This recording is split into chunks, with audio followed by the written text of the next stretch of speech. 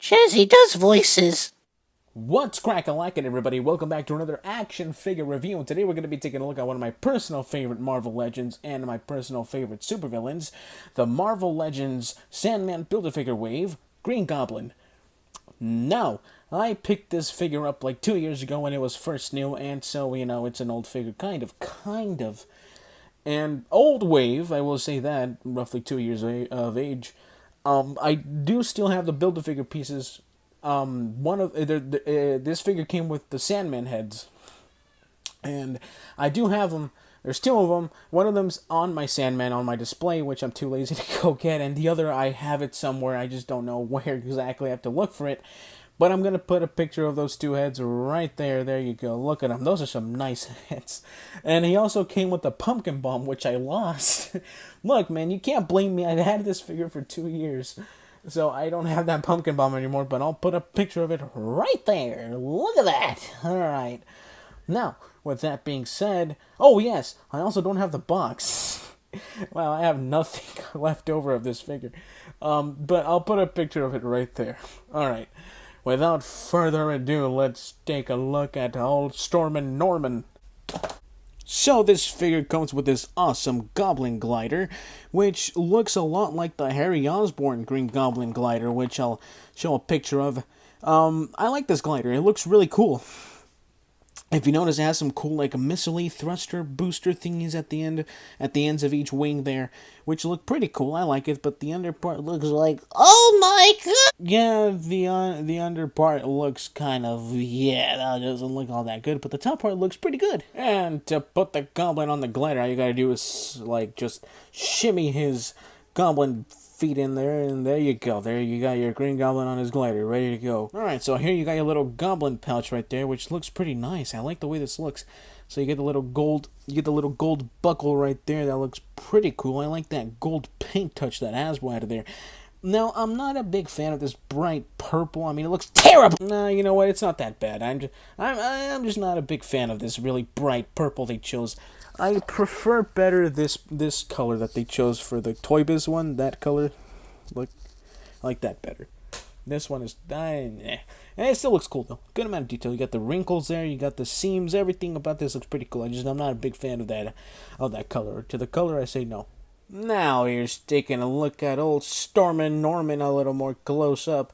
And, this looks pretty nice. I like this figure a lot. Like I said, it's one of my favorite Marvel Legends. And this figure has some nice sculpting, some nice details, some nice shading. And I love the colors and the paint they chose for this guy. It just looks really, really cool. And it just gets me right in the heart, Osborn! One thing that I love a lot about this figure is the green that they chose for it. I like the metallic green there. The metallic green that they use for the body just looks awesome. I love that shininess, that awesomeness. It looks really cool. I mean, look at the scales that they chose for his armor. Oh man, that is cool. The sculpting for the scales is what I mean. It looks really nice, and I love the metallic that they chose. I mean, good touch by Hasbro. I love that, and you could kind of see it does have some shading. You could see like a dark green splattered on there. It looks pretty nice. I like that. The only thing that kind of bothers me a little is the fact that the face and the this part right here, the lower neck part, is not the same. It doesn't match with this green. That's the only real problem I have with this figure. But other than that, man, I love the sculpt too, which looks really nice. And this body sculpt, this figure's body sculpt does. I'm just gonna stand it up really quick. There you go. All right, so this figure's body, he does share with other figures like the Hobgoblin Hasbro figure, which I don't own because I already have a Hobgoblin and I really don't want to spend money on a new one. He shares the same body mold with that one and other figures I can't really remember. But yeah, there you go. So this body mold, really cool. I like it. Good choice. Good choice for Green Goblin Marvel Legend. Now let's take a closer look at this head sculpt here. I'm not gonna lie, man. This is a pretty nice head sculpt, especially for a Green Goblin figure. Now, I like the detail, like the amount of detail that they put into this head sculpt. It looks really nice, like the little hat and everything, like the seam running through the hat right there, and like these bits right here. I love this. I love this figure, and I love the freaking face a lot. It looks really cool. And I'm not gonna lie though, my personal preferences, I prefer the Toy Biz head a little more. This looks more like a Green Goblin to me than the other one. That's just my personal opinion. Let me know what you think.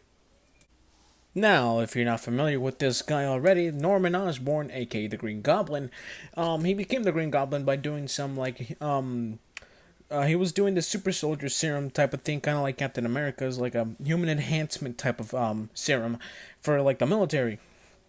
And the serum wasn't ready yet, and Norman Osborn, as stubborn as he is, he was like, "No, I'm gonna test it out." And they're like, "It's not ready yet, you fucking douchebag." And he was like, "Fuck you, I'm gonna do my own thing." And he tested it out on himself, and accident happened. He got superhuman abilities, and he became crazy. And then he made this suit. He got his glider there, and he became the Green Goblin. Hey, I got a question. Do you know what time it is? Do you? I'll take you. Alright, so now his head goes up that far and it goes down that far. He does have a full 360 swivel right there, and his head is on a ball joint so it could pivot. His arms extend outward that much, and they do a full rotation. He does have some bicep swivel right there, some double jointed elbows right there. His wrist is on a hinge, which allows it to go downward that much, and it allows it to go upward that much. And he does have an ab crunch that goes forward that much right there, and it goes backwards that much. He does have a torso swivel, or a waist swivel if you want to be more precise. His legs kick outward that much right there, and they kick forward a lot, which is awesome.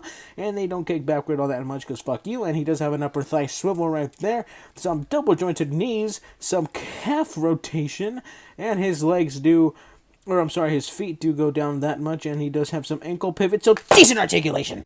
Now to measure out old Stormin' Norman here, he's about 6.5 inches tall, so there you go.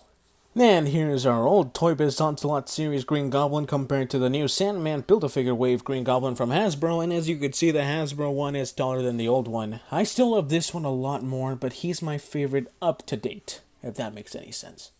And here he is compared to the old Toy Biz Hobgoblin, and they look pretty cool by each other's side, which is, Hobgoblin and the Green Goblin are both my favorite Marvel villains out there, so yeah, there you go. If I didn't show already, here are the two Goblin gliders compared next to each other. So that's what they look like. Overall, I'm gonna give this figure a 9 out of 10. The main reason why I'm giving it a 9 out of 10 is because I'm not a big fan of the color of the pouch and the fact that the face doesn't match the color with the rest of the body. But with those two gripes aside, I think this figure is fantabulous, if not amazing. Now, if you want to pick this figure up, of course, like I said, you could buy it online, because I doubt they'll have them in stores right now. This figure is old. I did find them at a store called Extreme Toys near the LA area in Montebello.